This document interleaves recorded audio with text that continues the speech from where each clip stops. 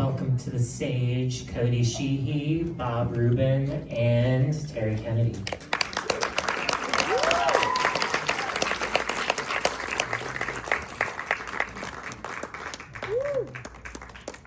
Let's keep it going.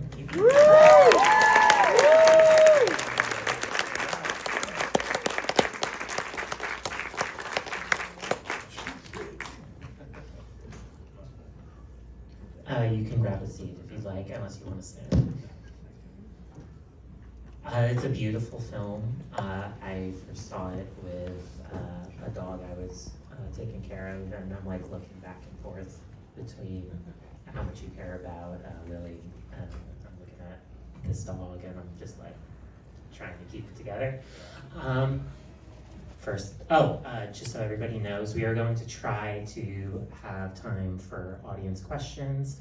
Feel free to think of one question per person, and please questions, not comments.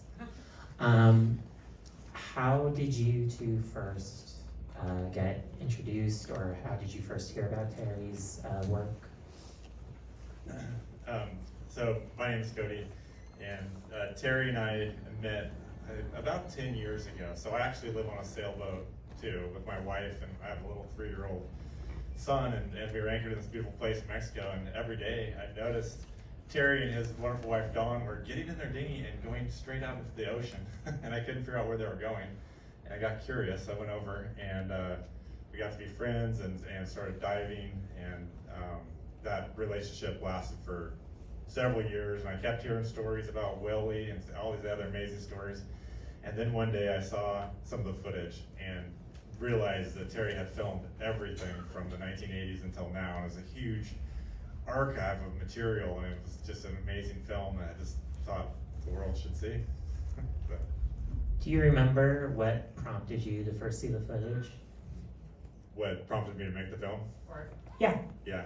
I think it was when I saw the massacre footage, and the fact that what Terry and another important person who's not here today, Mike McGinnigan, what they were able to do to secure the very first protections for mantis.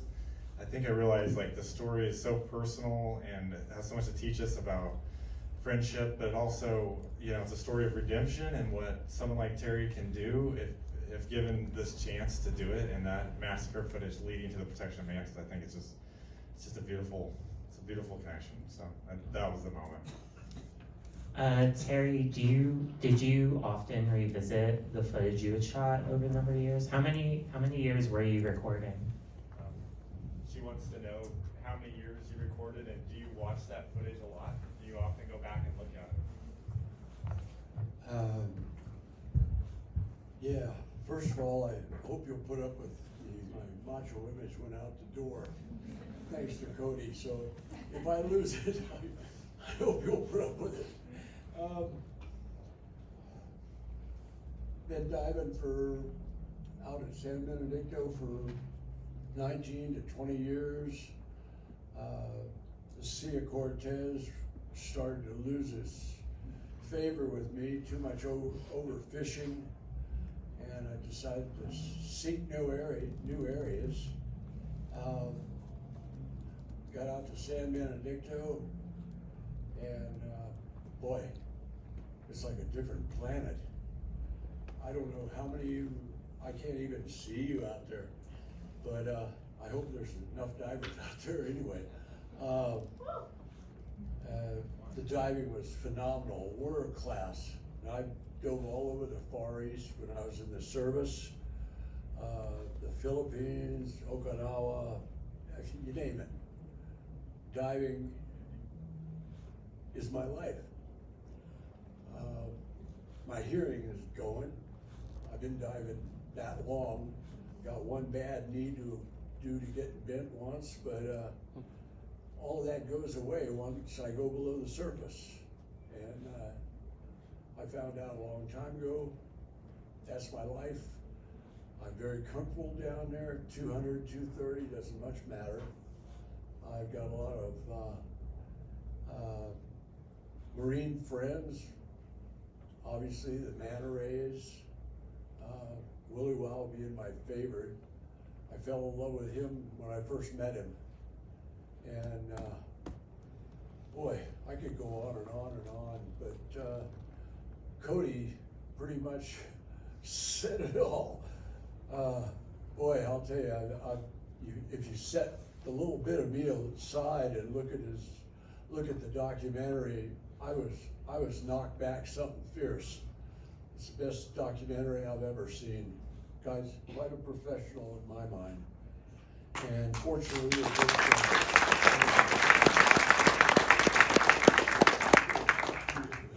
I think part of what makes the documentary so extraordinary is, Terry, your own footage that you shot for so many years. In a way, it's a collaboration. The film is a collaboration between you two. I'm wondering, and either one of you can speak to this, what was it like working with, I imagine, such a vast trove of footage? Well, the director of photography, I don't think he's here today. His name's Chance, and he's an amazing cinematographer, as you can see. But he often jokes that Terry really should get the first credit, because I think minutes on screen, it's actually your footage. There's more of your footage on screen than what we shot. So you have more footage on screen than what we shot. So anyways, well, so there was a mountain of material, and so I think first step was just to sort it by years and try to figure out what parts were complete stories, and then of those, trying to figure out which ones showed deepened the relationship with Willie. We're always looking for those moments that are just buried in there that reveal that friendship. It's quite a challenge, honestly, to take an animal like a manta ray, which is this immense animal, and it's so impressive when you're there with it. But watching it on screen, you know, they can't smile. You can't really see their eyes that well. I mean, so finding the moments to where you can really feel that connection that they had, I think was the goal always as we sorted through. So, yeah. Yeah. I am curious. The film sort of invites this question because so much of the footage is from the past. And yet there's quite a bit of footage from, I imagine, the last couple of years. What was there particular boundaries or particular regulations that you guys had to adhere to, just environmentally speaking? I'll take that one too. As a film crew, to work out that island, it's difficult. You have to get permits. There's a lot of really important sustainable diving practices that are put in place out at the island now for a reason. And one of them that I really need to point out is it's not allowed to touch or interact with mantas like in the old days. I mean, even though the mantas are very friendly, there's so many divers out there now that it's not, you know, and they need to feed, and there's things that they need to be doing. And so nowadays the divers, you know, don't have those kinds of interactions.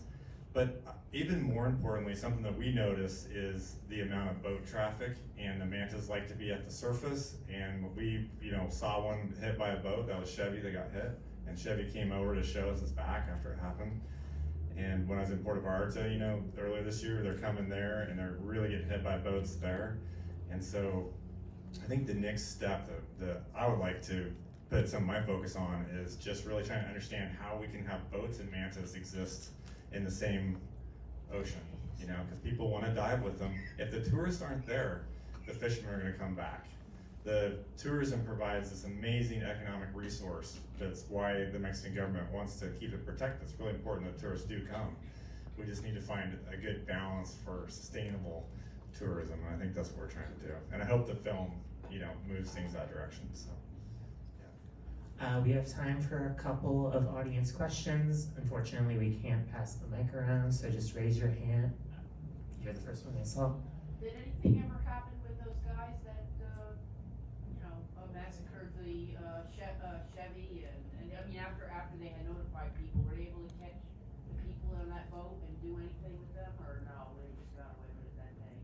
Just to repeat the question for the audience, the audience member asked, did anything ever come of, were there any repercussions for the massacring of the sharks and the rays?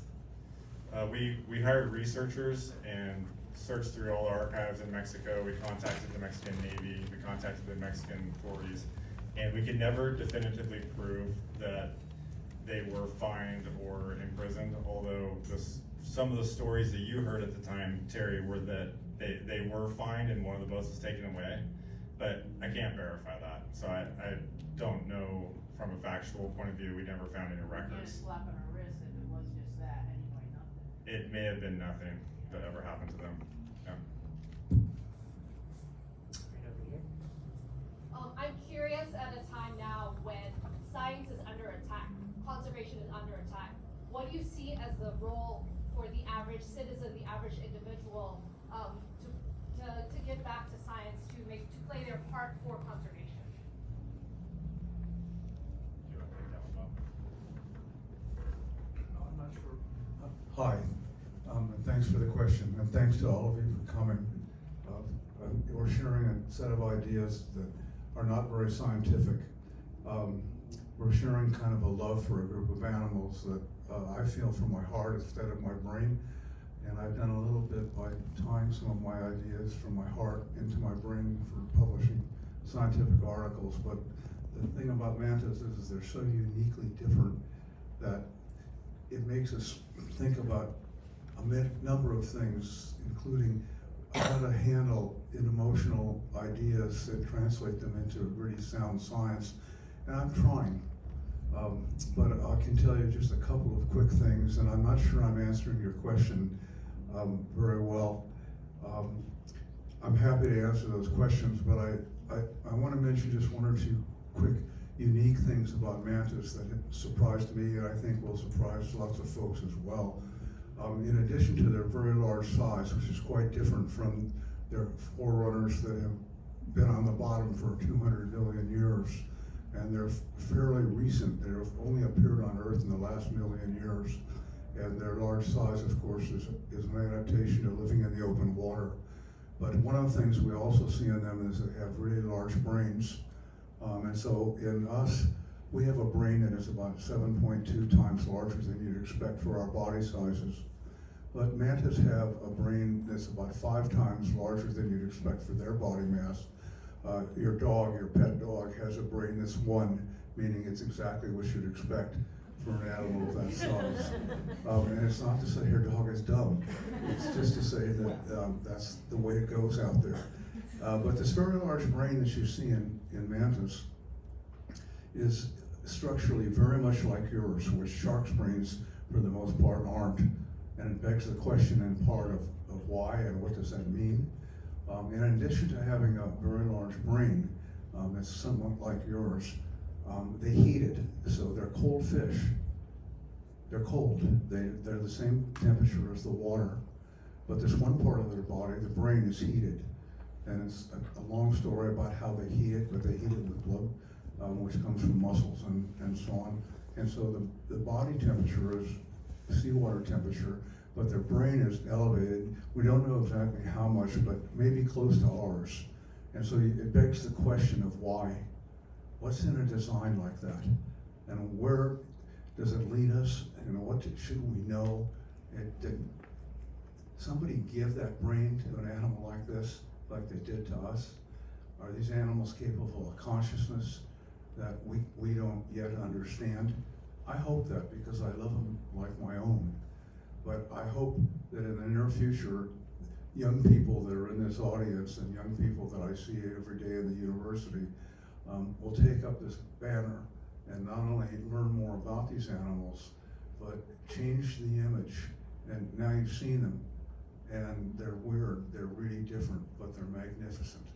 And so I wish them well, and I wish you well as well for coming, and I thank you very much.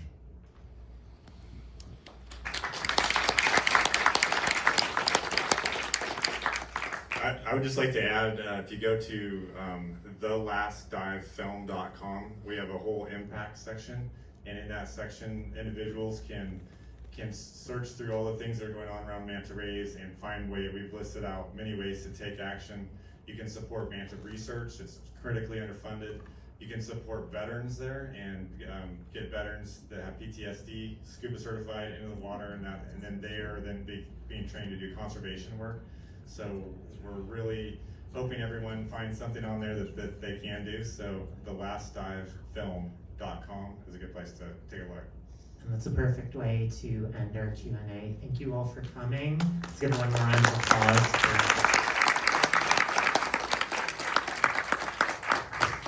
And it would be such an honor to have your vote tonight for the best audience award film. So please consider The Last Dive for that. And I just have to make a plug, so I hope that's okay. Thank you. If you guys have any questions about audience voting, there are numerous staff members who can help you with that. Thank you. I believe within a few days I'll let me, I'll come back to you.